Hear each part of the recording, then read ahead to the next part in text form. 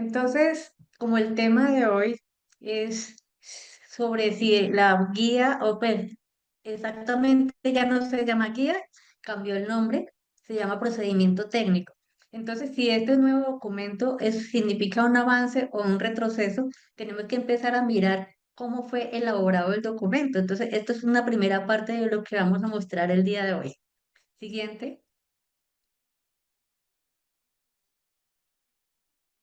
Entonces, en la historia de los documentos que son de violencia sexual del Instituto Nacional de Medicina Legal, en la primera publicación, así como de las más antiguas, es la de 1993, que coincide con la creación de la Fiscalía General de la Nación y la creación de medicina legal como una institución nacional. Entonces, ahí está la primera guía.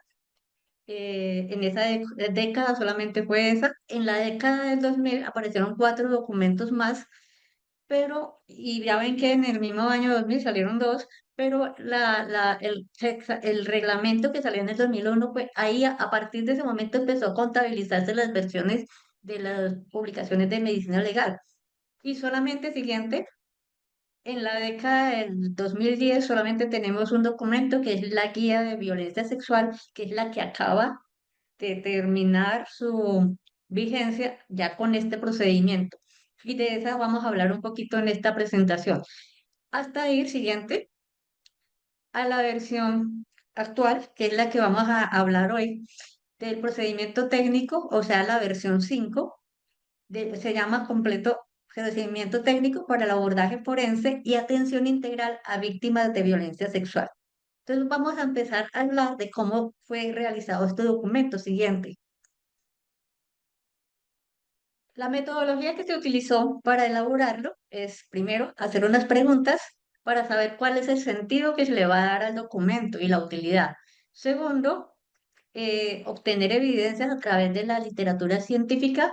Y tercero, ir a un consenso de expertos eh, la- para saber, por ejemplo, analizar bajo el contexto en el que estamos en Colombia, qué de esa literatura se puede aplicar acá y cuál no. Vamos con la siguiente. Entonces, las preguntas que se hace uno siempre es para orientar cuál es el sentido del documento, o sea, para dónde vamos, qué queremos lograr, aplicarlo al contexto nacional, o sea, a la legislación colombiana, a los presupuestos y recursos que tenemos en el país, y también tener en consideración que pues este es de aplicación nacional y que no en todas las ciudades pues manejamos la misma cultura y la forma de hacer las cosas. Entonces hay que ir mirando todo esto. Ahora, la profundidad de las preguntas va a depender mucho de la experiencia y del conocimiento que tengan las personas que están elaborando el documento. A mayor experiencia, mejores preguntas se hacen, y si no tienes tanta experiencia, las preguntas van a ser más superficiales. Siguiente. Ya en la etapa de buscar evidencia que es basada en la literatura a nivel mundial, literatura científica, pues se utilizaron bases de datos que son muy comunes en el trabajo científico, que es el Medline, el Embase, el Trip Database, el Lilacs, o también algunas lecturas que entre ellos mismos se recomendaron para el estudio. De eso hicieron una selección que empezó desde el año 2000 hasta la fecha del 2024, que fue más o menos el tiempo en el año que estuvieron trabajando el documento, para después hacer una calificación a esos documentos siguientes.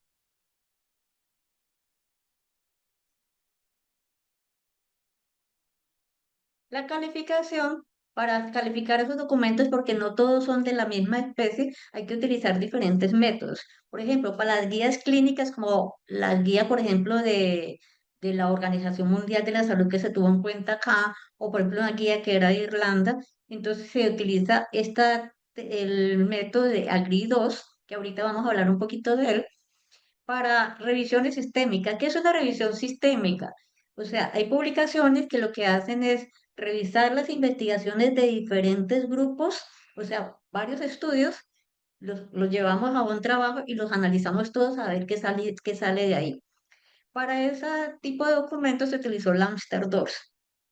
Y los estudios clínicos individuales son esos estudios de un solo grupo, o sea, es una sola investigación, solita, ninguna otra. Y es para ese tipo de evaluaciones se utilizó la herramienta SCIENT, que no vamos a profundizar en ella, solamente les menciono para ver, para que se entienda que se utilizaron diferentes herramientas. Siguiente. Entonces, el consenso se hizo en los ya teniendo la literatura, lo que se hace el consenso es, si la literatura es baja o no tiene suficiente información, ya se decide lo que se va a hacer con un consenso. En este caso utilizaron entre 20 se convocaron 25 personas, pero al final fueron como 20 personas, que no es un número muy grande, y todos eran peritos de medicina legal. Aquí voy con esto porque si no hay mucha variabilidad, o sea, todas las personas han sido educadas, entrenadas y capacitadas por el mismo instituto, o sea que no hay mucha variabilidad en lo de adentro y el número es un poco reducido. Y fuera de eso se utilizaban solamente dos externos, uno para la parte de la metodología y otro para la parte técnica. Bueno, estaba, como les digo, en lo que no había suficiente información o no suficiente calidad de la información, las personas, los peritos, eran los que decidían con su experiencia y sus conocimientos qué era lo que se iba a hacer. O sea, cuáles son las indicaciones que se van a dar. Se tomaron en cuenta 54 indicaciones. En la primera ronda lo hicieron virtual. Siguiente. Y utilizaron otra técnica, otra herramienta que es el RAM UCLA. No voy a ponerme con los detalles, pero sí lo voy a explicar por encima. A cada uno se le entregó una escala, por cada indicación tenía que calificar una escala de Likert del 1 al 9, similar a las que uno les hacen en las empresas para satisfacción del cliente. Entonces, donde le hacen una pregunta y te dicen, ¿está totalmente de acuerdo o está totalmente en desacuerdo? Entonces, en desacuerdo, el 1, y podía ir en diferentes escalas hasta el totalmente de acuerdo, que es el 9. Esta calificación va a ser muy subjetiva. Entonces, para que fuera realmente los criterios de consenso, para que fuera un acuerdo, más del 85% tenía que estar de acuerdo en esa indicación. Cada indicación se evalúa por separado. El puntaje para hacer consenso solamente podía ser 7, 8 o 9, no más bajo de ahí.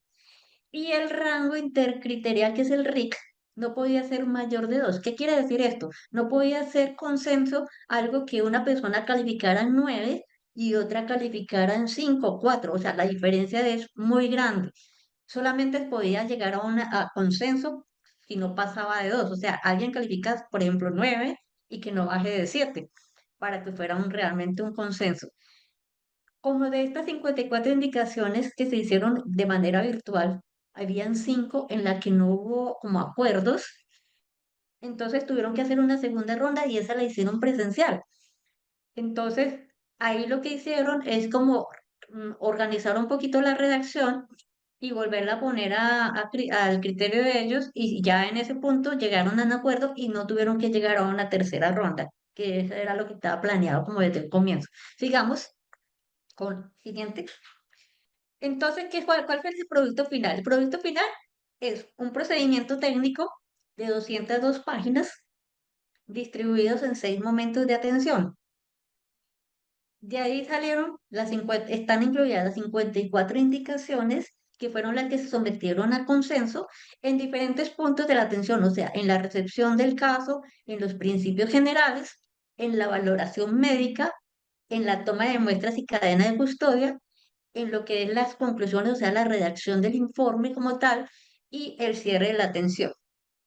Y salieron 13 herramientas que consisten en flujogramas, fotos, diagramas instructivos, ejemplos de respuestas y listas de chequeo. Aquí donde quiero hacer una claridad, que el rigor metodológico se aplicó a las 54 indicaciones, porque en el procedimiento técnico no quedó escrito que las herramientas también fueran sometidas a todas a criterio. Tal vez algunas sí, pero no todas, como vamos a ver más adelante. Siguiente. Entonces, ellos en la revisión de la literatura más o menos tuvieron acceso a 895 publicaciones, a las cuales le fueron aplicando los criterios de exclusión, y al final se quedaron con 18 documentos que son los que aparecen en el procedimiento técnico. Siguiente. Si ustedes ven esta gráfica, la mayoría de documentos tienen calidad baja y moderada. La alta, más o menos, críticamente baja también, más o menos están al mismo nivel. Siguiente. Entonces, ¿qué significa que un documento que es de aplicación a nivel nacional tenga tanta literatura de calidad baja? Eso hay que mirarlo de diferentes formas, porque hay que poner una balanza entre lo que es lo deseable y lo que es posible. Lo deseable es que el 100% de la literatura que uno consiga para un documento como este sea de alta calidad. Sin embargo, muchas veces no toda esa evidencia de alta calidad está disponible. Siguiente. Entonces, ¿eso a qué se debe que no haya tanta calidad? Primero, porque algunas áreas forenses, y entre esos está incluido la violencia sexual, la evidencia de alta calidad no existe todavía, al menos no en la cantidad que queremos. ¿Y eso por qué se debe? Porque cuando se hacen trabajos de investigación, no es lo mismo investigar, por ejemplo, una hipertensión arterial donde solamente tenemos que ponerle un aparato a alguien en el brazo, que generalmente nadie se niega a eso, a, por ejemplo, hacer trabajos que tengan que ver con violencia sexual, donde tenemos que revisar genitales y que muchas veces este procedimiento aplicado a una víctima de violencia sexual puede ser un trauma adicional al que ya tienen. Entonces, por eso no hay tantos trabajos como quisiéramos. La otra es que si vamos a esperar que haya evidencia fuerte, podría significar no actuar. O sea, si siempre vamos a esperar a un día que todo sea evidencia fuerte, no tendríamos nunca, ningún país del mundo tendría una guía, un protocolo ni nada. Y la otra es que hay que poner una balanza también entre lo que es la realidad científica y la realidad operativa. Quiere decir que también hay que publicar, hacer un documento que sea funcional y aplicable a todas las regiones del país, y como ya lo decía antes, hay diferencias de culturas, hay diferencia al acceso a los recursos y hay diferencia en la capacitación del personal. Siguiente. Entonces, esto no es para que lo desglosemos completamente, sino que yo les decía ahorita son 18 documentos, de los cuales 3 eran de calidad alta. Que sea de calidad alta, por ejemplo, aquí está uno que es muy bueno, Nancy Kellogg y Adams, que siempre son referentes en cualquier literatura a nivel mundial. Está la guía de la Organización Mundial de la Salud, que es muy buena. Y este de Hegles, que es una revisión que se hace, es una revisión sistémica a las revisiones sistémicas, o sea, se te revisa lo mejor de lo mejor, que son de mucha calidad a nivel de la evidencia. Entonces, estos documentos que nos permiten para la docencia, muy bien. Para hacer un análisis crítico o revisión de casos utilizando esa literatura, está muy bien. Para tomar decisiones judiciales y clínicas y para utilizarlas para protocolos y guías, está perfecto. Vamos con la siguiente. El nuevo protocolo ya tenemos 4 de calidad moderada. ¿Qué quiere decir esto? Que para docencia sirve, para hacer un análisis crítico o utilizarlo como en casos sirve. Sin embargo, a excepción de Joyce Adams, que como les decía, es de muy buena calidad sus publicaciones, las otras, para tomar decisiones judiciales o clínicas o para utilizarlo como soporte para un documento normativo, sí se puede utilizar, pero acompañado de una evidencia de mejor calidad. Solita no, es un riesgo que se toma. Siguiente. En esta vamos a ver que hay 6 documentos que son de calidad baja. Y si miran el primer renglón, ahí está la guía de medicina legal, la última que se estaba utilizando hasta hace unas semanas. Y de esa voy a hablar en otra diapositiva para darle un poco más detalle a lo que quiero decir. En general, unos documentos que tengan calidad baja, ¿sirven para docencia? Sí. ¿Sirven para hacer análisis crítico? Está bien. Para tomar decisiones judiciales hay que tener mucho cuidado. Si es para basarlo para documentos normativos basados solo en ellas, No podemos solo, o sea, tenemos que acompañarla con otras de mejor calidad. Vamos con la siguiente. Ahora, críticamente baja para la docencia, que fueron tres buenas, o sea, para la docencia sirve para tomar decisiones, análisis crítico, más o menos, hay que juntar otras, no quedarnos solamente con ella. Para tomar decisiones judiciales o clínicas, o para tenerla como soporte para tomar decisiones en un documento normativo, hay que tener, o sea, definitivamente ellas solas no pueden. Y vamos con la última de esas clasificaciones que, vamos con la siguiente. Hay dos documentos que se utilizaron, que no fueron evaluables, solamente es como una revisión normativa, como un complemento que definitivamente para una docencia o para un análisis crítico sirve, pero no para tomar decisiones judiciales ni clínicas, ni tampoco para basar documentos normativos en ellos. Vamos a la siguiente. Entonces vamos, como ya les había dicho, y vamos a hablar de la guía por aparte, porque esa necesita un capítulo aparte. La guía de violencia sexual, que es de 2018, que se estaba usando hasta esta que estamos hablando hoy, le aplicaron la calificación de la GRI, que es para las guías clínicas, y en el punto que tiene que ver con el dominio 3, que es el que tiene que ver con el rigor metodológico. La calificación que sacó y que aparece en el documento que estamos hablando, fue de 44%, o sea que es de calidad baja, o sea, una calidad metodológica baja. ¿Cómo se interpreta esto? Que la guía no cumple adecuadamente con los mínimos estándares científicos. ¿Cuál es el mínimo aceptable según la calificación AGRI? Una guía para que sea mínimamente aceptable tiene que tener como calificación mínima 50%. Cualquier cosa que esté de 49 para abajo es mala calidad. Entonces, nuevamente, entonces la guía no cumple adecuadamente con los estándares científicos mínimos en cuanto a cómo fue construida, cómo se seleccionó la evidencia y cómo se formularon las recomendaciones. O sea que esto quiere decir que tiene limitaciones importantes, no debería usarse como única base para decisiones técnicas, judiciales o clínicas actuales y pues considerando que ya salió un nuevo documento, pues ya este es obsoleto.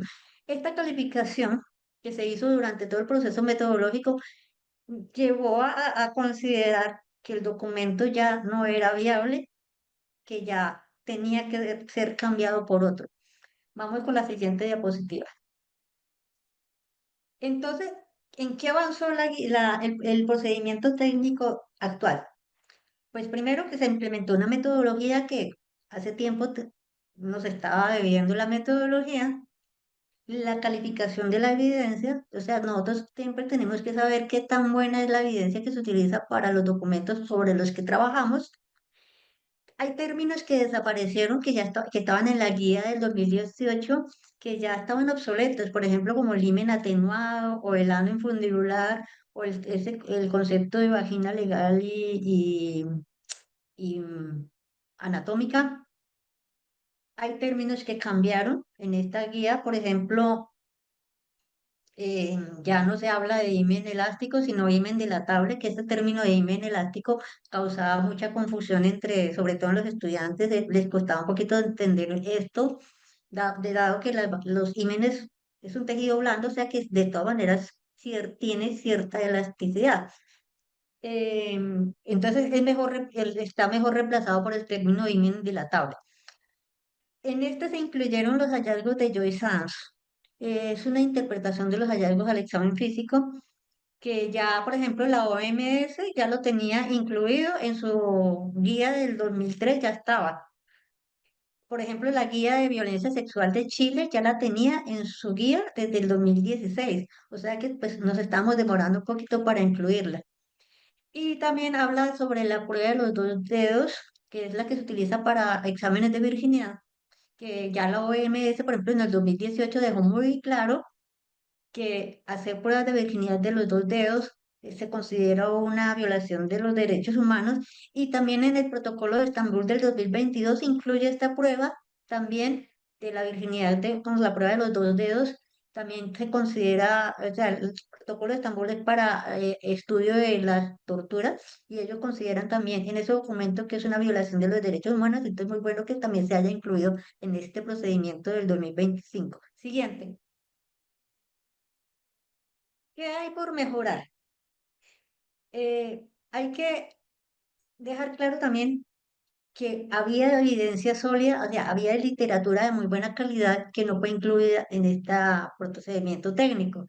No sabemos si fue porque no la encontraron o porque sí la tuvieron y la excluyeron, porque esa parte de la exclusión no quedó en el procedimiento, solamente hablan de lo que sí se incluyó. Siguiente, ¿a qué documento me estoy refiriendo en primera instancia? Este libro, que se llama Los hallazgos, los signos físicos de abuso sexual infantil, que es una revisión basada en evidencia y también da unas guías de buenas prácticas, es un libro muy bueno que tiene una metodología también de revisar todo a nivel mundial y empezar a determinar qué es evidencia y qué no. Aquí tenemos la versión del 2025. Recuerden que yo les había dicho que la búsqueda para este procedimiento empezó con literatura desde el 2000.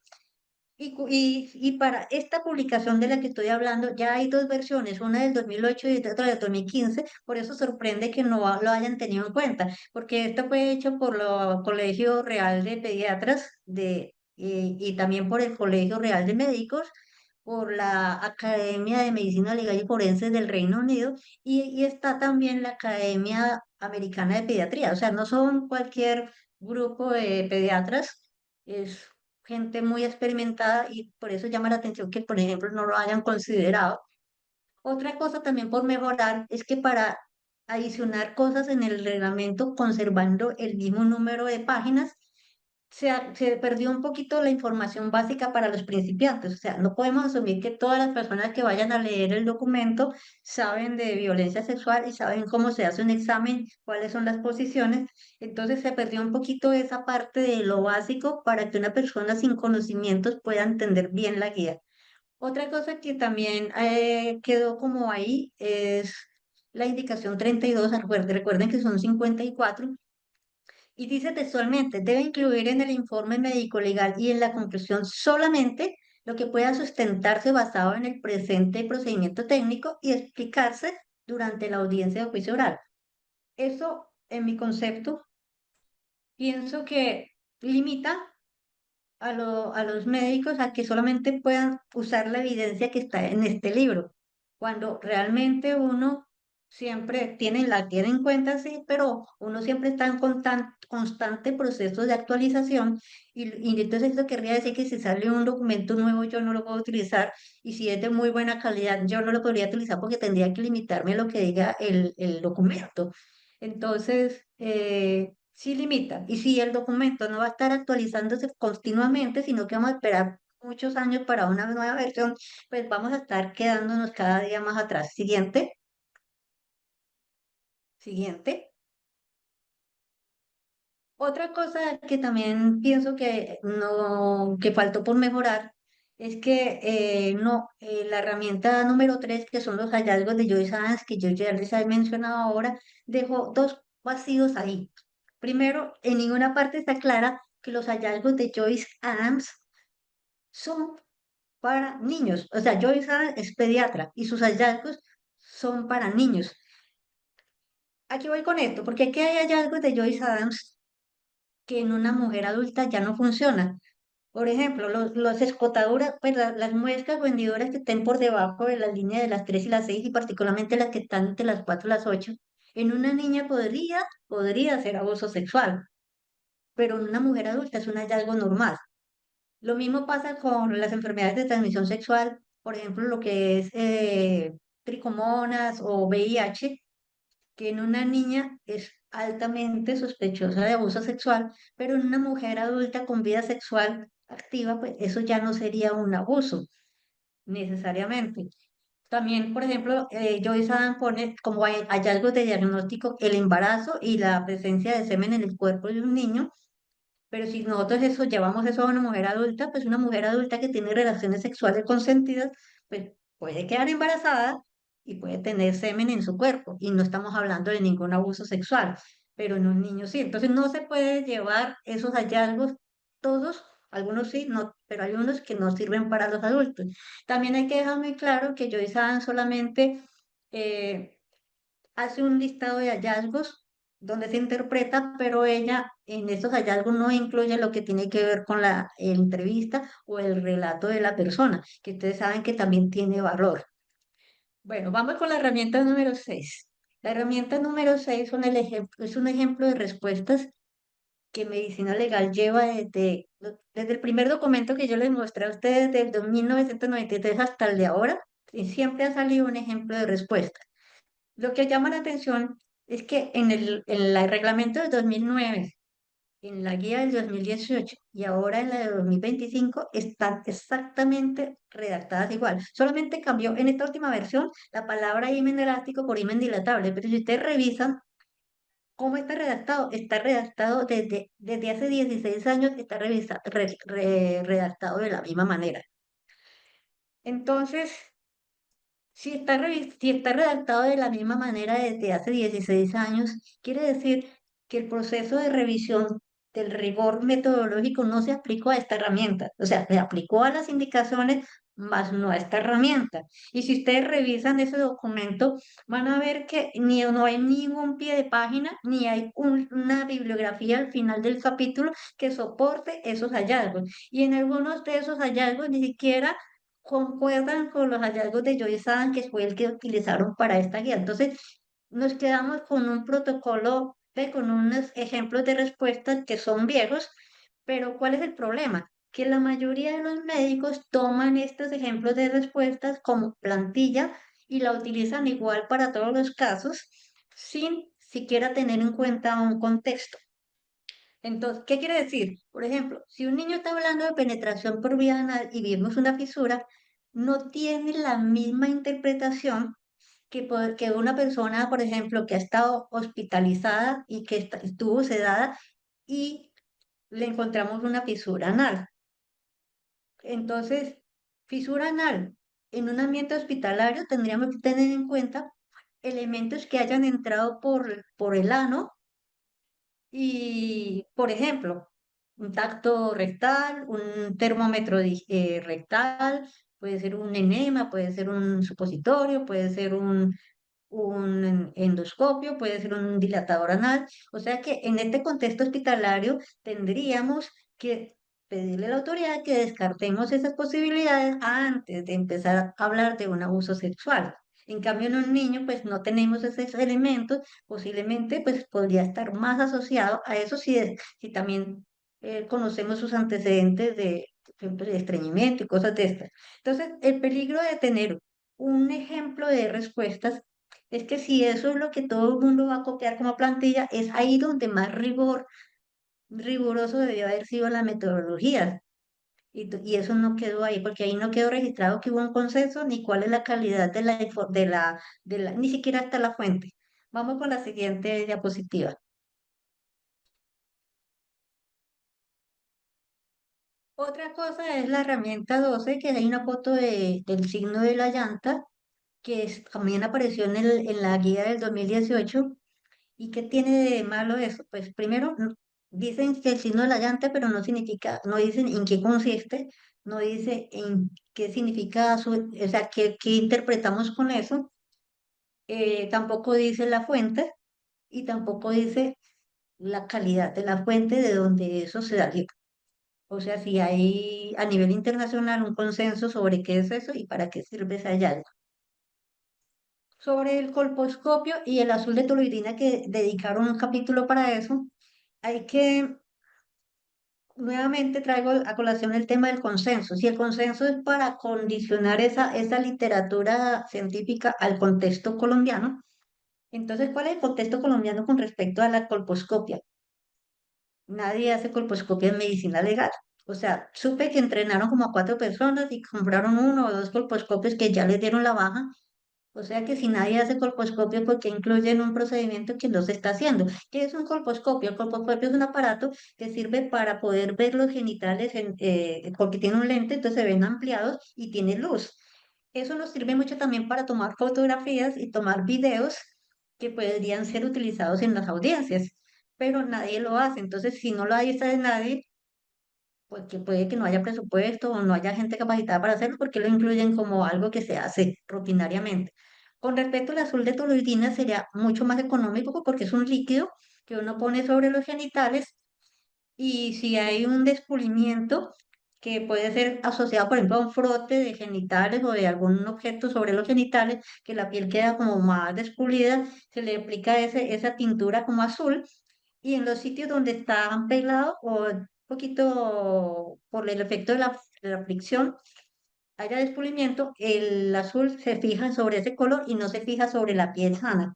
Pero también hay que tener en cuenta que el azul de toluidina puede tener falsos positivos porque si hay enfermedades dermatológicas donde la piel o las mucosas se van descubriendo, también podría tener el mismo resultado. Entonces, si no estamos usando el colposcopio ni se compra el azul de toluidina porque hasta donde yo conozco no ningún pedido de almacén lo tiene, entonces lo incluyeron ahí. Entonces, una de las o dos, o no deberían incluirlo si no lo vamos a utilizar, o empecemos a utilizar colposcopios y azul de toluidina para que pues, tenga sentido. Vamos con la siguiente. ¿Qué queda pendiente entonces? O sea, empezamos con un trabajo metodológico muy bien, hay que continuarlo porque no tendría sentido que el próximo documento que saquen nos vayamos para atrás. Si ya nos metimos en el tema del rigor metodológico, tenemos que seguir por ahí. Mejorar la calidad de la evidencia. Si tenemos evidencia de baja calidad, esperamos que en un próximo documento esas que están bajas suban, porque si no, no tendría sentido que siempre vamos a quedar en la misma baja. Que hay que revisar y actualizar el documento periódicamente, sí. Este documento sugiere que la revisión completa se haga cada 3 años y la revisión de la entrevista, examen físico y la toma de muestras se haga cada 2 años. Eso hay que cumplirlo, porque si no el documento va a quedar obsoleto en muy poco tiempo, porque cada vez van a salir nuevas evidencias. Tenemos que estar a la orden de eso. Siempre trabajar con medicina basada en evidencia, o sea, no podemos pedir nada menos que eso.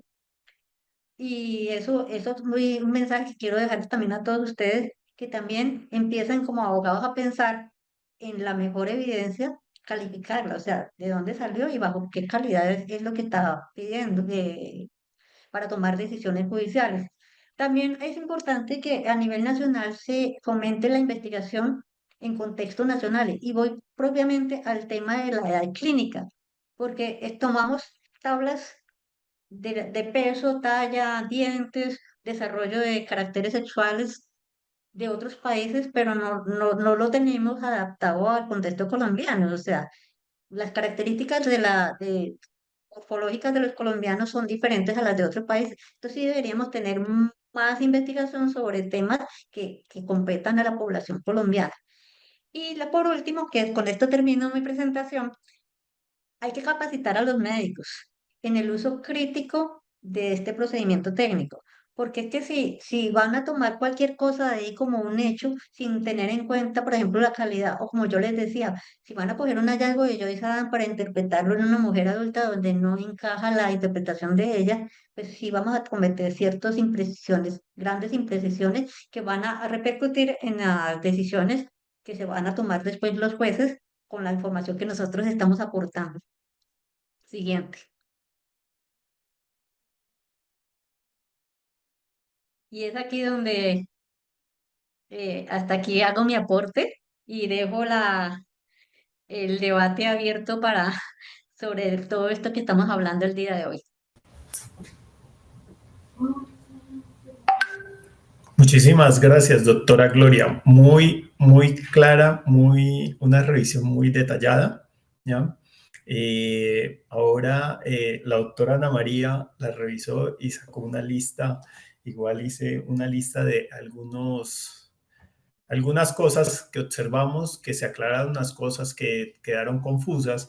Por acá estaba hablando con el doctor Aníbal Terán, médico epidemiólogo, especialista en bioestadística, magíster en salud pública, y estábamos hablando de este tema y nos estaba comentando, me estaba escribiendo que tiene unas observaciones de por qué poca literatura, qué sucede con que todos sean el que es el experto haciendo esto, que lo hace frecuentemente, nos va a dar un aporte. Pero doctora Ana María, me gustaría escuchar o todos queremos escuchar su punto de vista sobre esta guía. ¿Qué le encontramos? Como decía la doctora Gloria, están diciendo que la guía anterior tenía fallas, cosa que veníamos hablando durante varios años con la doctora Ana María diciendo, esa guía tiene fallas, esa guía tiene unos problemas.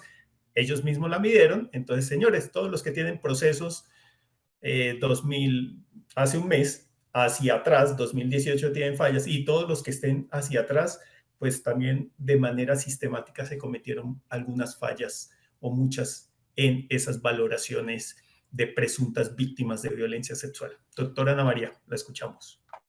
Así es, Doc. Bueno, ahí creo que entre los tres vamos como de pronto a compartir muchas de las opiniones que tenemos. Hay algo que justamente la doctora Gloria mencionó, y es que en esta guía yo también tengo de pronto el pensamiento por lo que me desempeño en el Centro de Especialistas Forenses, que es justamente la refutación.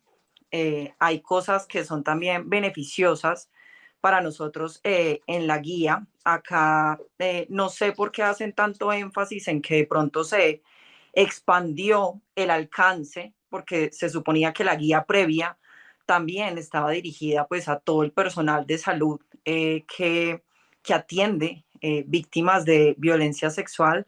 Creo que acá hacen un poco más de énfasis, entonces no solamente medicina legal tiene que hacer estas valoraciones completas, que incluso acá ya les dan un modelo que se debe utilizar en las instituciones de salud y qué es lo que debe contener, como quien dice, su historia clínica tiene que ser prácticamente como un informe pericial también. Entonces, también vemos que se incluye la resolución 459 del 2012, pues que ya existe, que ya estaban creados esos pasos para la atención justamente de estas víctimas por parte del personal del área de la salud en el servicio de urgencias o de consulta externa, y creo que no debía netamente incluirse porque hubieron muchas cosas que justamente se copiaron y se perdió mucho espacio dentro de la guía. Por ejemplo, ya no es tan específico cómo se tiene que tomar un relato de los hechos en estos casos, ya no habla tampoco tan profundamente y de pronto tan específico también cómo se tienen que hacer un examen físico, cómo son todas las posiciones que se deben justamente realizar, las maniobras, pues todo esto no está tan explicado como estaba en la previa. Y algo que también mencionaba la doctora Gloria es justamente se está asumiendo como si todo el personal de salud se supone que debería de ser así, pero no lo es. Nosotros lo vemos acá diariamente al realizar las pericias, de que no todos los médicos están entrenados en hacer estas valoraciones, en cómo se debe tomar ese relato, cómo se deben hacer justamente las exploraciones. Y ahorita va a ser mucho más difícil al leer las guías porque tampoco está tan específico, porque eso pues en pocas palabras se recortó. Algo que me parece también importante, creo que se hace mucho hincapié en la toma de fotografías, porque esto incluso hay también otro procedimiento de medicina legal que muchas veces se ignora, y es que justamente en violencia sexual hay que tomar fotografías incluso para las refutaciones. Asimismo lo dice el mismo procedimiento del registro fotográfico, porque es que se debe sustentar no solamente con lo que se está escribiendo, sino también por algún medio fotográfico, hacer el esquema de las lesiones, porque también algo que hemos evidenciado en múltiples ocasiones cuando hacemos nosotros los abordajes es que cuando el médico general en urgencias hace la valoración, está escribiendo unos hallazgos que son completamente diferentes a los hallazgos que se están describiendo en medicina legal. Entonces, si no hay fotografía, si no hay un registro, si no tenemos cómo evidenciar eso, ¿cómo sabemos cuál de los dos es realmente el hallazgo que había allí? también se les está exigiendo ya a todo el personal médico hacer una descripción del examen físico completo y no solamente limitarse a poner dentro de límites normales, o sea, sí se tiene que hacer una buena exploración y plasmar absolutamente todo. Creo que también es importante en este punto, creo que acá hay muchos médicos conectados, también es la utilización de los términos forenses. Creo que acá ya también concuerdo con la doctora Gloria en que pues ya se habla de himen dilatable y no elástico, de que antes incluso había mucha más confusión o uno puede ver que aún se utilizan términos como desflorado o piensan que un himen sin lesiones o sin desgarros es justamente, por ejemplo, un himen imperforado, lo cual pues no es así. Entonces también hay que leerse las guías, hay que tener justamente esta información y estos datos para plasmarlos adecuadamente. También algo que me llamó mucho la atención de la nueva guía es que aquí ya sí, por ejemplo, indica cuando se hacen las entrevistas tanto a los niños, niñas y adolescentes y al acompañante o al cuidador, a la persona que está siendo allí responsables, que se deben de plasmar en estos informes periciales las discrepancias que se encuentren justamente en los relatos, que esto antes no se realizaba. También en cuanto a las conclusiones, nuevamente, pues como ha dicho la doctora, es prácticamente una plantilla que se maneja y también desde acá, desde el Centro de Especialistas Forenses, siempre hemos de alguna manera criticado o nos resuena también mucho una manera en que se concluye de que indican que si no hay hallazgos en el examen físico, pues se debe manifestar que esto no va a desvirtuar el relato, pero yo también, como lo hemos dejado claro y en las audiencias también se deja claro, es que no lo desvirtúa, pero tampoco está confirmando el relato, ¿sí? Entonces, se debe de tener muchas más herramientas para poder dar estas conclusiones, porque muchas veces, como dice la doctora, simplemente se copia y se pega esta plantilla. Algo que también evidencia es que en la guía anterior, por ejemplo, se tenían cuáles eran todos los criterios para remisión a psiquiatría y psicología forense. En esta nueva guía no está, simplemente dice si se considera envíe a psiquiatría y psicología forense y no todo se debe remitir a psiquiatría y psicología forense. Entonces, nuevamente volvemos a que si no hay un conocimiento previo, una adecuada preparación, pues no vamos a poder, pues el médico no va a tener ni idea en qué momento hace una remisión o no hace una remisión. También algo que estábamos hablando de que se había quitado algunos términos como el himen atenuado, sí se quita, pero a mí me llama mucho la atención y lo pueden buscar en este nuevo documento, es que en la imagen 24 es la imagen de un himen atenuado.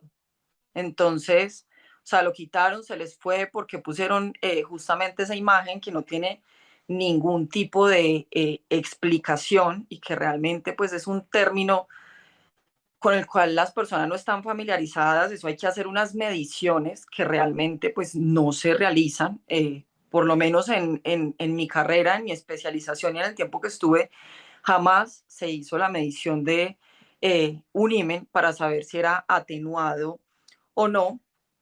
Y algo que también me parece de alguna manera bueno es que hayan incluido cómo manejar el cíclico, porque tengo también muchos colegas recién graduados rurales que a pesar de que les dan una capacitación, pero es que es una capacitación de horas que les dan, no saben manejar justamente este sistema cíclico, que es el sistema de medicina legal. Entonces, creo que eso también es algo bueno que se incluyeron, pero sí igualmente siento que se perdió mucho de lo que de pronto había en la guía anterior. Creo que se exige aún más, entonces los médicos, tanto de urgencias como de medicina legal, pues tienen que prepararse más y hacer de una manera adecuada estas valoraciones, pues siguiendo justamente la guía. Muchas gracias, doctora Ana María. Sí, ya hay cosas que uno comienza a encontrar en esta guía que quitaron y que eran útiles de que hay que preguntar, ¿cierto? Y cuando hablaba en este tema, lo hablábamos en el seminario con el doctor Santiago Vázquez de hechos jurídicamente relevantes, que ellos preguntan, pues él lo explicaba de una manera muy sencilla, ¿qué, cuándo, cómo, dónde, por qué? Y yo le decía, pues en la anamnesis, una de las cosas que debemos de buscar en la anamnesis o relato de los hechos es ese qué, cuándo, cómo, dónde y por qué. Responder 5 preguntas, pues hay que saberlas hacer de manera estratégica. Eso necesita un entrenamiento. En esta ocasión quitaron esa parte que de hecho la debieron haber ampliado y lo que decía, se asume que los próximos profesionales van a hacer, o sea, se han leído todas las guías y no es así. O sea, los que acaban de salir en este momento, eso es parte de la historia para ellos. ¿Ya? Nos preguntaban aquí que si la nueva guía ya está operando. Sí, o sea, queda vigente desde el momento que arrancó, aproximadamente hace 15 días. Colombia valora cerca de 23.000 casos, dividido 365 días. A esta fecha se han de haber valorado más o menos unos 1.000 casos de esa manera. Aquí nos acompaña el doctor Aníbal Terán. Buenas noches. Fue uno de mis profesores hace varios años en temas de epidemiología y recientemente en una investigación y cerrando epidemiología, experto en este tema de búsquedas de literatura. De hecho, él nos asesora, nos ha enseñado cómo buscar cada día mejor literatura. Doctor Terán, buenas noches, bienvenido. Aníbal Navarro y todo el equipo del Centro de Especialistas Forenses y todos los presentes, les agradezco mucho la oportunidad para intervenir y para hacer algunos comentarios sobre la información nueva que están presentando. Hombre, de antemano, pues no todo puede ser malo. Entonces, pues creo que hay que valorar el esfuerzo, que no es fácil hacer una guía metodológica o una guía de la práctica clínica. Eso es algo bastante dispendioso. En el escenario clínico, en el escenario clínico forense, creo que ustedes tienen un componente, un alcance diferente al escenario clínico propiamente dicho. Ustedes tienen unas implicaciones jurídicas o judiciales que de pronto salen del marco solamente de lo que pasa en el escenario clínico para la mayoría de los médicos. Entonces, pues sí hay que mirar con lupa, así como lo mencionó la doctora Ana María y la primera experta que presentó. Em, entonces, de entrada, resalto que hayan tenido el valor de enfrentarse a crear una guía a la práctica clínica. No es fácil, arranquemos. Entonces, qué bien que se haya dado ese paso. Sin embargo, hay algunas observaciones que podría realizar. Dentro de ellas, voy a comenzar en el orden en que se hizo la presentación. Una de las cosas importantes cuando se desarrolla una estrategia de búsqueda sistemática de la información científica es hacerse la pregunta si existe una base de datos especializada sobre el tema o el tópico que se trabaja. Y efectivamente creo que ustedes tienen una base de datos especializada para el tema forense y para el tema de criminología. Si mal no estoy, creo que te la compartí ahorita el nombre de la base de datos. Sí, señor. Eh, ProQuest. la base de datos de ustedes específicamente se llama National Criminal Justice Reference Services. Es una base de datos donde acumulan toda la evidencia científica con respecto a temas particulares. Esta información es clave, es clave. Por ejemplo, un ejemplo reciente fue en COVID. En COVID se requirió una base de datos especializada solamente para los temas de COVID. Entonces se creó la base de datos de Lead COVID. Hay bases de datos especializadas en temas de cardiología, de reumatología, y pues obviamente ustedes no están excluidos de esto. Y esto puede dar respuesta a una de las dudas o incertidumbres que quedó en la primera presentación que estableció la experta. Venga, ¿será que faltó evidencia que no incluyeron acá, a pesar que es una muy buena evidencia con buena calidad o nivel de evidencia? Sí, posiblemente pasó eso porque ve uno que las 4 bases de datos que utilizan como fuentes para la información de pronto se quedaron cortas, ¿sí? Entonces, esa es una gran sugerencia. No solamente para aquellos que vayan a aproximarse a tomar decisiones con esta guía, sino para su vida profesional. Sepan que ustedes cuentan con eso. De pronto más tardecito o en alguna parte tú se los envías el enlace. La segunda cosa importante me llama la atención, y sí es preocupante. em, la doctora decía que el 44, por más o menos el 44% de la evidencia que se aportó estaba categorizada como, por ejemplo, críticamente baja.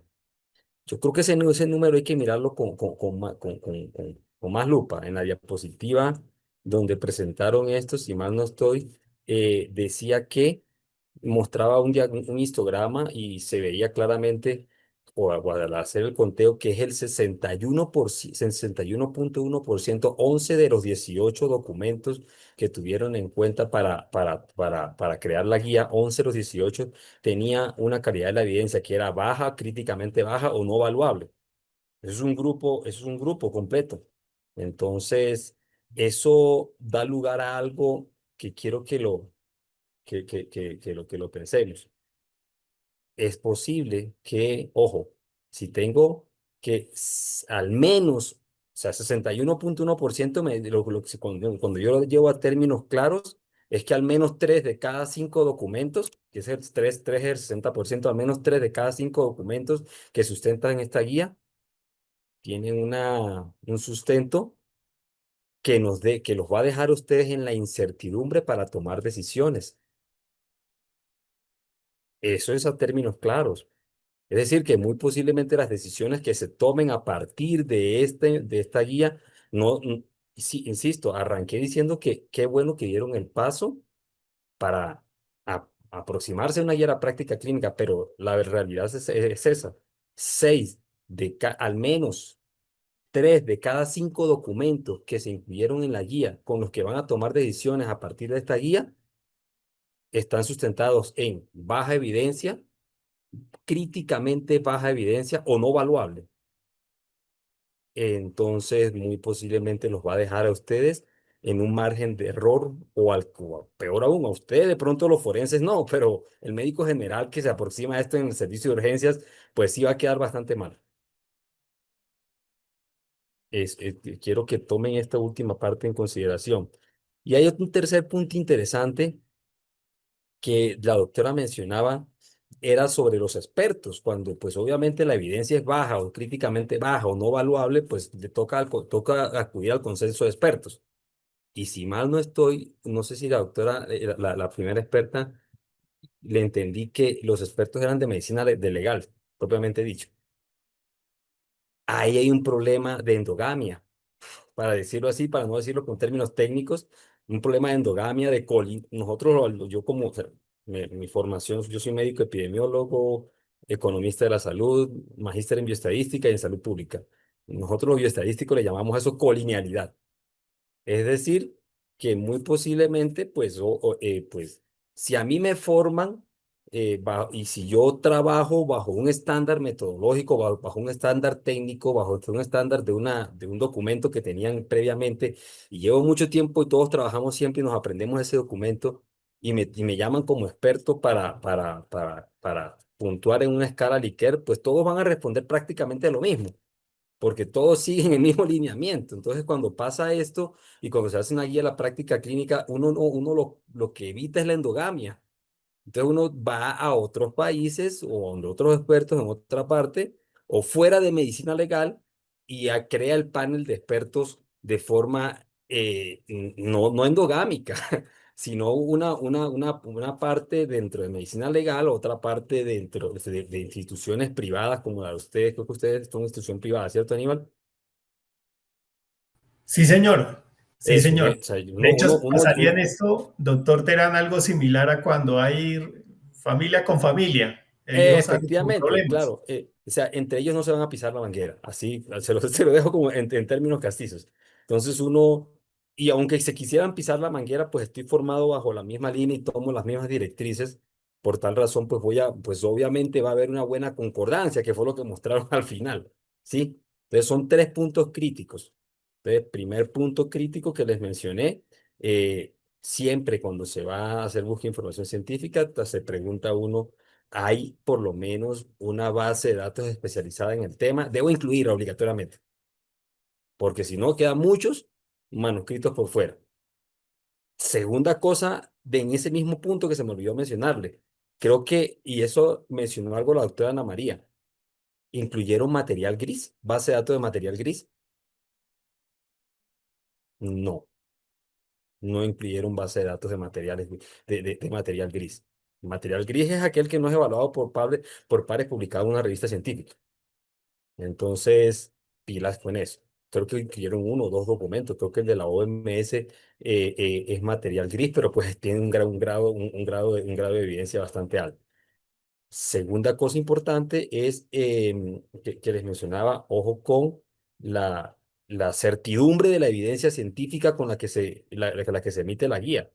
3 de cada 5 documentos que sustentan la guía tienen baja calidad, críticamente baja calidad o no son valuables. Por tanto, hay una alta probabilidad o hay un alto chance que asimismo, dice un autor, una de las referencias en el mundo de evidencia científica se llama el doctor Gordon Guyatt. Hay un dicho para los gringos que se llama garbage in, garbage out. Si basura entra, entonces pilas con eso. 3 de cada 5 documentos, pilas con eso. Entonces es importante eso, tenerlo en cuenta. Y por último, esta última recomendación que les mencionaba, que efectivamente, se me pasó la última recomendación que les decía yo a ustedes que tenía que ver con, denme un segundito por acá las escribí. Em, Bueno, ahorita no la recuerdo. Mm, La endogamia. la de la endogamia, pues sí, que efectivamente, si la evidencia es baja, pues no hago endogamia, sino que me voy un poquito hacia afuera, pues para que no me mire yo siempre al espejo y yo diga, qué bonito soy.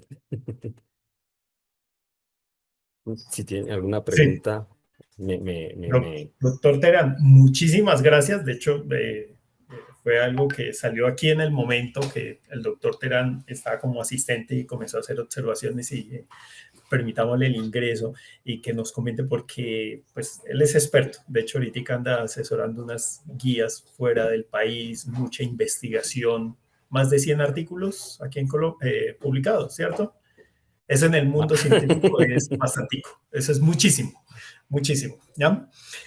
Bueno, ahora ya vamos a ir cerrando. Para ir, yo tengo unos puntos, de hecho saqué la listica y creo que estamos de acuerdo. Hay algo que hay que resaltar de esta guía, como decía Terán, un esfuerzo enorme para crear una guía de práctica clínica.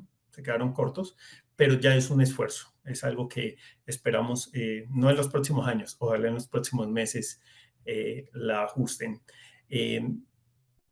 Para resaltar esa revisión que se debe de hacer cada 2 años, que dicen los expertos, de acuerdo, esto va cambiando muy rápido. 1950 se decía que la literatura se duplicaba y los estudios cada 50 años. En 1980-90 se decía que se duplicaba cada 25 años. En el año 2000, el momento en que comencé a estudiar, la literatura se está duplicando cada 6-8 años. Luego pasó a 2.5 años, luego a 1 año y en este momento la literatura se está duplicando cada 2.5 meses.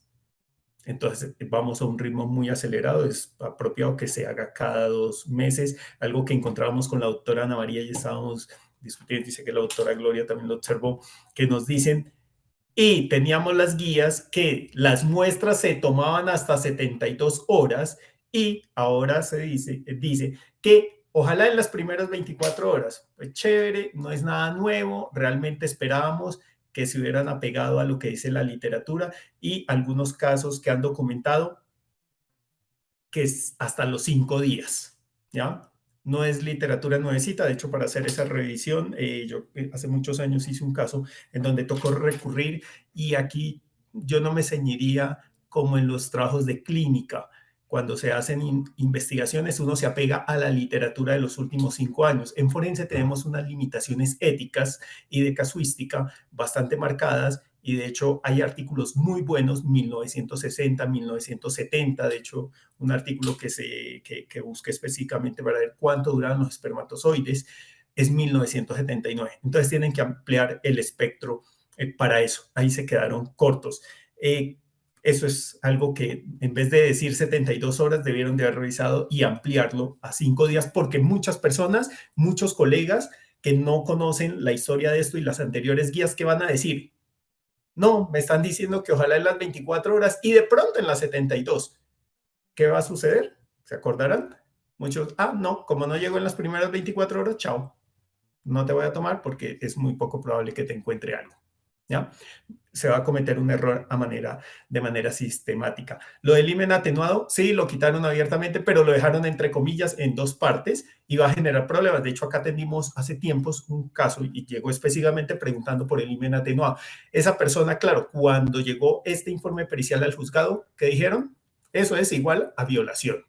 Se quedó encerrado allá hasta vencimiento de términos, proceso, sigue, o sea, fue una pesadilla por ese tema. Y aquí debemos de ser muy específicos. Acá tuvimos un caso, 28 años, una mujer que se iba a casar, había iniciado sus relaciones sexuales, su vida activa desde los 14 años, había tenido múltiples parejas, pero el informe pericial no explicaba nada, solo decía desgarro antiguo en el himen. Como no hay una formación fuerte en temas forenses y menos en medicina forense, en facultades de derecho, ¿cómo se interpretó eso? A mí me enseñaron que el desgarro antiguo o reciente, eso es igual a una violación. Proceso y se quedó adentro. Todo un informe pericial bastante robusto para explicar, venga, es que está diciendo que inició relaciones, o sea, aquí no hay ningún hallazgo raro. O sea, se esperaba, por acá nos preguntaban. Sí, que en estos casos, perdón, se me fue la paloma, ya lo retomo, pero hay otra cosa que nos están hablando aquí del ano hipotónico. Lo siguen hablando aquí. En ese libro que les mostraba la doctora Gloria, que es este librito, ¿ya? Este librito de signos físicos de abuso sexual, el ano hipotónico, pues lo hablan de manera muy detallada y dice que cómo se mide. Eso es con una sonda, se mide en milímetros en milímetros de mercurio o en centímetros de agua. Me reuní con un coloproctólogo y le pregunté específicamente eso y decía, mira, eso no lo hacemos frecuentemente, al menos que haya X, tales enfermedades. No lo hacemos porque eso es maluco, ¿ya? No se hace. Y aquí en la guía siguen hablando de un ano hipotónico, por allá en las conclusiones, pero el ano hipotónico, eso no se define a ojo, no se define solo separando los glúteos, no, eso lleva todo un procedimiento. Entonces volvieron a caer en el error. Aquí tenía lo del himen atenuado que les iba a mostrar en este libro. Y mire que este libro, que es del 2015, que es una revisión sistemática de literatura, que es diferente a una búsqueda de literatura de manera sistemática. Eso es un juego de palabras. Los médicos tenemos una cantidad de cosas con eso y a veces confunde. ¿Qué dice? Mire, no se recomienda usar ese término porque es ambiguo, porque es bizarro, porque lleva a la confusión. Y si nos vamos al anterior libro de estos, desde el 2008 están diciendo, no lo use. Eso confunde. 2015 lo repite, Medicina Legal saca una guía 2018, llevando a la gente a errores, y aquí lo dejó en aguas tibias. ¿Ya? Eso es algo que pues va a terminar afectando. Hay algo que les quería mostrar en esta guía, ¿ya? Y es que por acá nos dan unas definiciones en cuanto a el acceso carnal. Y esto es para los abogados, ¿ya? Nos dicen por acá, glosario, acceso carnal, y dejaron esto como acceso carnal y también el coito vestibular, que implica una penetración mínima del pene en la región vulvar externa. También se considera acceso carnal, lo están dando de base. Vamos a ver cuál es la referencia 4. Tribunal Superior del Distrito Judicial de Bogotá, Sala Penal, magistrado. Bueno, usted como abogado, como magistrado, si el día de mañana es ingeniero o arquitecto, pues puede tener su propia definición y puede definir nuevamente la vagina legal, que la definieron por allá en Londres, ¿cierto? Para un caso, pero eso no se extendió. Entonces, como existe la vagina legal debe existir el pene legal, a lo mejor. Entonces, mire que esto es un error. Nos están combinando una cosa con otra, van a llevar a un error a los profesionales de salud y después van a decir, ay, pero qué pena, los médicos no podemos hablar de acceso carnal. Claro, como no hay una capacitación y no les dicen, usted tiene que hablar de abuso sexual, asalto sexual, mientras que los abogados hablan de actos sexuales, acceso carnal violento. Entonces, eso va a generar una confusión. Y seguimos revisando, estaba revisando esta bibliografía, de hecho, eso se lo aprendí aquí a una de las asistentes forense, la doctora Sandra Patricia Díaz, decía, lo más interesante cuando uno lee es revisar la bibliografía. Y vaya, uno la revisa y tenemos la misma bibliografía 27, es la misma número 4. Y eso, una revisión rápida, uno se pone a revisarla y va a seguir encontrando algunos errores. Hay algo sobre eso que nos comentaba anteriormente, sobre el Tanner. Resulta que el tema del Tanner, pues, ¿qué pasa? Se definió y el estudio, con todos los problemas éticos, 1944, 50 más o menos, las personas que utilizaron los niños para esa valoración terminaron con traumas psicológicos, son víctimas de violencia, en algunos casos de violencia sexual, que te paren en una sala desnudo, y eso se extendió y se dio como palabra de Dios, nadie lo controvierte. En Colombia no se han hecho estudios. Y usted nomás vaya y mire la población de Cali, totalmente diferente, ahí cerquita, a 4 horas, a los en Vera, en el Chocó. Totalmente diferente. O usted compara la gente de los llanos orientales, totalmente diferente. Le voy a dar la palabra a la doctora Marta Barreto. Sé que nos hemos extendido, pero el tema es interesante. Llevamos hora y media, pero es un tema para hablar. Doctora Marta, buenas noches. Ella es médico, especialista en medicina forense. Creo que doctora Gloria la conoce, muchos de aquí la conocemos. Muy buenas Admiramos su noches, trabajo Aníbal. en la resolución Sí, 469. Doctora, sí, bienvenida. muy buenas noches, Aníbal, y muchas gracias a ti y a tu equipo. Me parece muy bueno el análisis que están haciendo y también quería pues como dejar en el ambiente el tema del gran riesgo que están corriendo ahorita los profesionales de la salud, porque la guía, como tú lo dices y como ya se dijo durante la charla, está muy dirigida a personal forense, o sea, gente que sabe este tema, que no necesita que se le explique, que se le agrande el tema, sino que uno dice, bueno, esto sí lo tomo y esto no lo tomo, pero no está dirigido realmente para quien es pensado que es para toda la población de médicos a nivel nacional y que puedan trabajar en un servicio de urgencias, ¿no?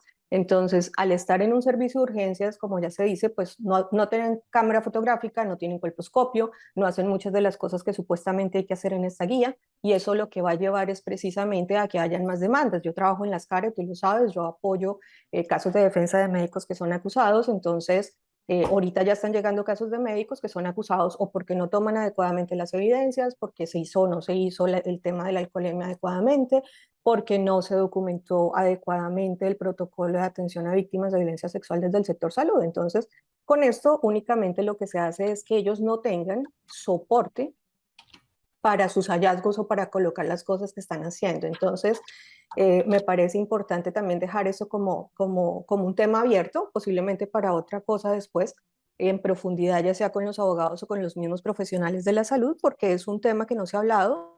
Yo estoy hablando con las personas de medicina legal con respecto a eso, precisamente porque la SCARE pues recibe todas las demandas, ¿sí?, de los médicos, y ahí aparecen demandas por no hacer bien la labor forense durante su año rural. Y se los indiqué no solamente para la participación mía como experta en forense, sino como de los abogados que trabajan allí y que reciben este tipo de demandas. Pero realmente no hubo eco en eso y se quedó endogámico, como ya, sí, como ya se dijo. Y pues eso es una falencia para todo el sistema, porque ellos son el sistema médico legal, pero realmente no está funcionando como el sistema médico legal, sino como el Instituto Nacional de Medicina Legal. Es decir, yo no veo aún ese tema sistémico, ¿no? Realmente no está haciendo parte. Entonces, creo que eso se repitió en la guía anterior, se ha repetido en varias guías, y están haciendo ahorita un proceso estandarizado de una guía anterior de 3 reglamentos previos, es decir, nada tiene que ver ni la A, ni la B, ni la C. Entonces uno dice, bueno, pues ni siquiera desde los nombres tú no le puedes sacar la quinta versión de un proceso estandarizado a lo que antes era una guía y a lo que antes era un reglamento. Entonces, nada más con eso ya, pues, ya entramos en que hay error, ¿no? Entonces, pues bueno, eso era como lo que quería participar y chévere de estos espacios. Muchas gracias. Muchas gracias, doctora Marta. Sí, de hecho ya se comenzaron a presentar demandas y yo estuve en un caso donde la demanda era específicamente por falla en la prestación del servicio forense, en un caso de patología en los llanos orientales. Y hay otros casos que sabemos que hemos ido y después van a desencadenar. Entonces, están colocando en riesgo a los colegas, a todos los profesionales de salud realmente. Bueno, muchas gracias. Buenas noches. Muchas gracias, buenas noches para todos. Buenas noches. Buenas noches para todos.